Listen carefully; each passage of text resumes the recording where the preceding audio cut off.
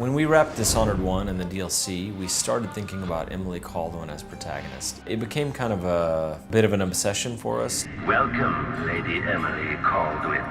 To see Emily and treat her the right way. Like, think really, how would she grow up? What would she look like? How would she carry herself? So it's 15 years after the Rat Plague, after the first Dishonored, and Corvo's been training her for 15 years, telling her, someday our enemies are going to come for you with knives and you have to be ready.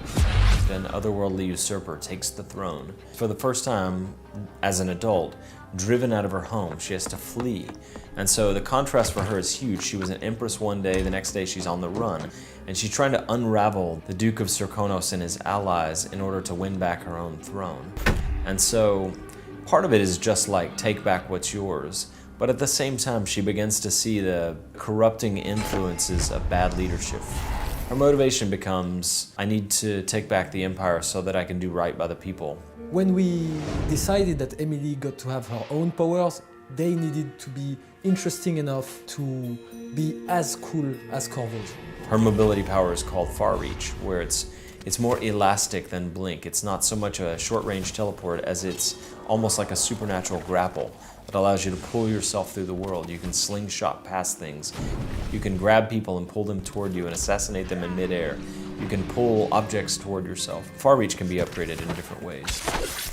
Domino, it's that power that allows you to link the fate of characters in the world, and whatever happens to one happens to the other. If you look at her powers, most of them are befitting of an empress. She can link people together so that they share the same fate. She can mesmerize a crowd of people. There you are. I feel so empty right now.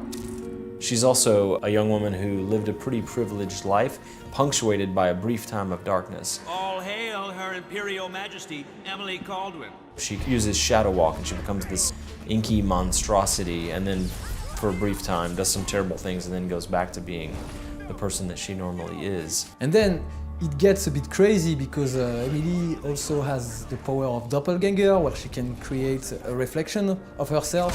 It can be used to distract AI enemies, or it can be upgraded so that it's actually lethal and it can assassinate. So whether you play Emily or Corvo, you work your way through the same set of missions. But that said, Emily's commentary on the world is sometimes similar to Corvo's, but sometimes it's different based on her perspective. I wish I could just run away from all this.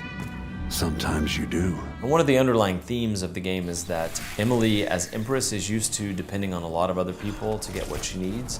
And in this situation, she's really only got herself to depend on. And then on top of that, because she is a former Empress, an Empress on the run, people react very differently when they see her than they do to Corvo. All that, and you have your father's eyes, your Imperial Majesty.